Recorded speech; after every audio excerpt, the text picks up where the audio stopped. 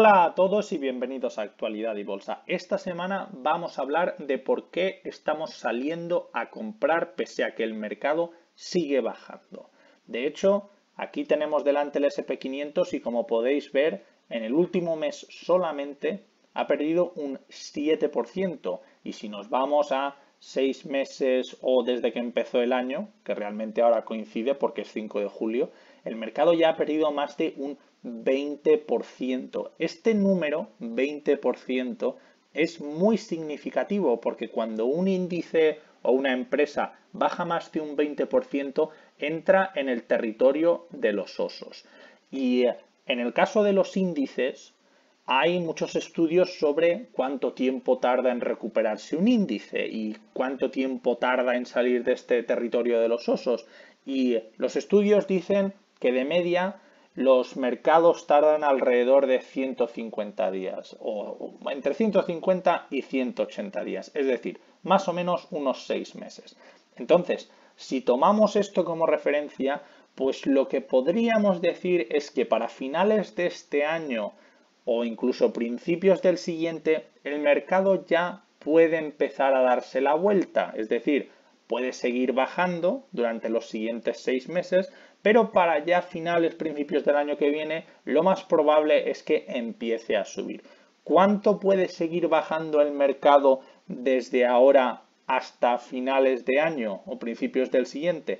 Pues nosotros no tenemos ni idea. Hay analistas por ahí que dicen que otro 20%, hay gente como Michael Burry, que es el que se hizo famoso durante la crisis del 2008, que cree que el SP500 va a bajar un 50% en total.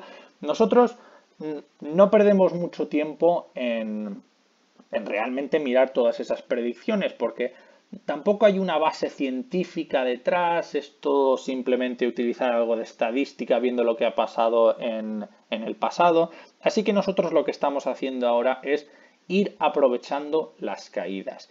Y esto es un poco raro. De hecho, ahora mismo todos los inversores lo que están haciendo es liquidando carteras, quedándose en cash, saliéndose de la bolsa y metiéndose en otro tipo de activos. Nosotros tenemos una visión un tanto contraria y tenemos una visión contraria porque sabemos que en el mercado tú no ganas haciendo lo que hace el mercado. De hecho, cuando la gente entra en pánico suele ser cuando aparecen las mejores oportunidades de inversión.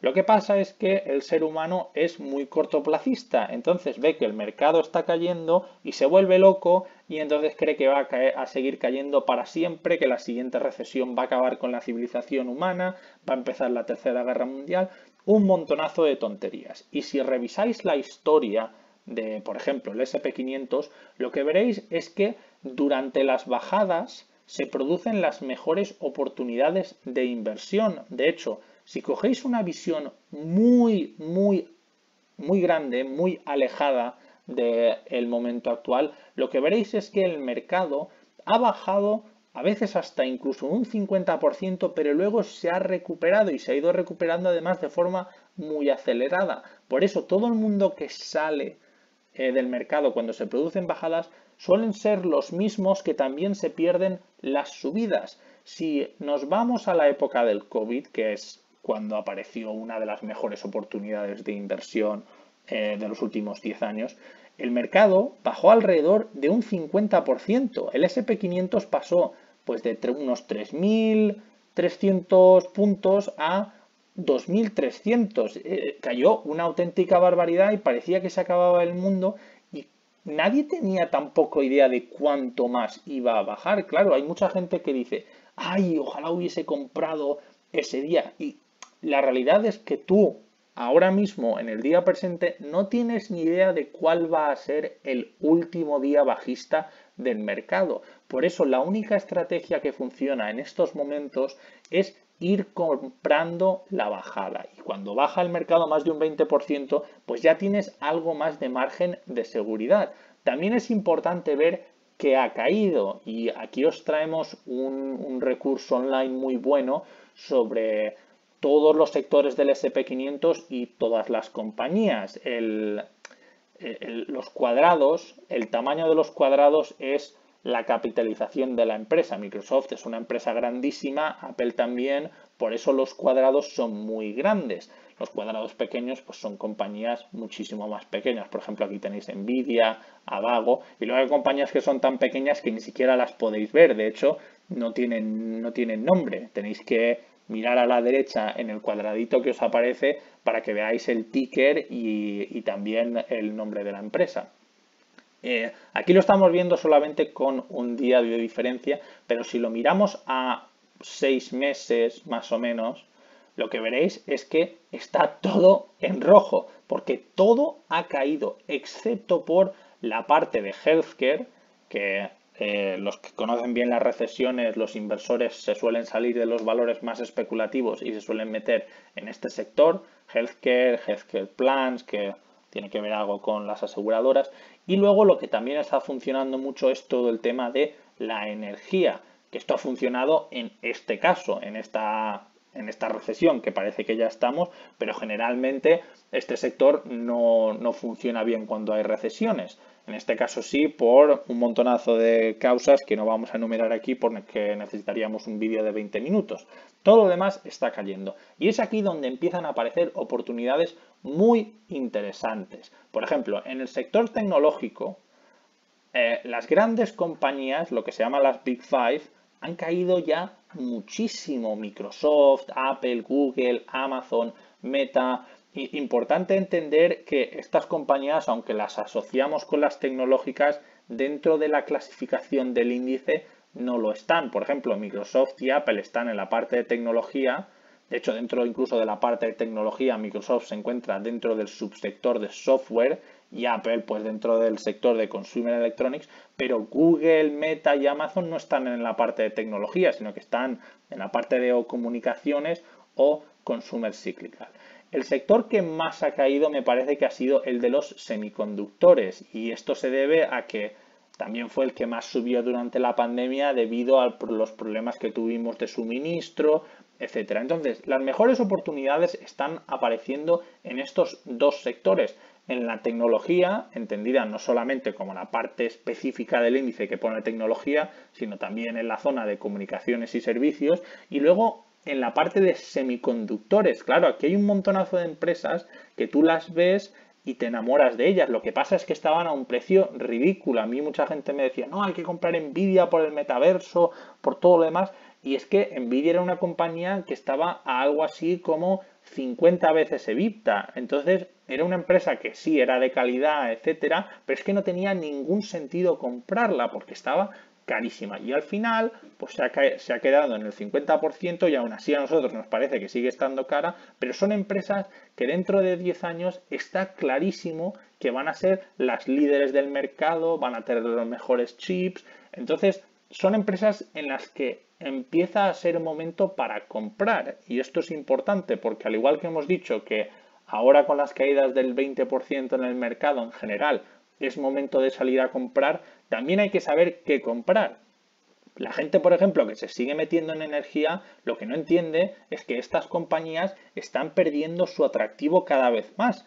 El riesgo para un inversor no está en que las empresas vayan perdiendo valor monetario, valor en el mercado, sino que vayan subiendo, porque en la medida en la que suben se va perdiendo su potencial. Entonces, en todo el sector de la energía, de hecho, si vemos el sector de la energía en vez de a 6 meses, a un año, lo que veremos es que se ha ido apreciando mucho. Entonces, su potencial, su atractivo, se va perdiendo cada vez más y el atractivo empieza a aparecer en otros sectores. Y ahí está la clave. Aprovecharse de esos sectores que ahora están en descuento para luego aprovecharse de las subidas que al final vendrán. Queremos acabar el vídeo hablando como siempre de los intereses. Nosotros pensamos que las bolsas sí que van a seguir cayendo porque muchos de los analistas cuando empezaron a subir los intereses pensaban que se iban a quedar alrededor del 2,5, 3 y realmente hoy ya estamos en el 1,75 y de hecho si veis lo que ha pasado en los últimos 6 meses pues hemos pasado de 0,25 a 1,75, es decir, ha sido un subidón tremendo. Tanto es así que ya estamos casi en el 2%. De hecho, en los siguientes 2 meses probablemente estemos ya por encima del 2%, lo que significa que para final de año el Fed Fund Rate, que a fin de cuentas es la base de todos los intereses, probablemente esté por encima del 3%. Y esto lo podéis ver ya, bueno, aquí tenéis gráficamente cómo ha ido subiendo, lo podéis ver ya en algunas de las noticias, por ejemplo, de la CNBC, que ya hablan de que el precio del dinero subirá por encima del 3% antes de que acabe el año. Y lo más probable es que en marzo del año que viene a lo mejor ya estamos en el 4%.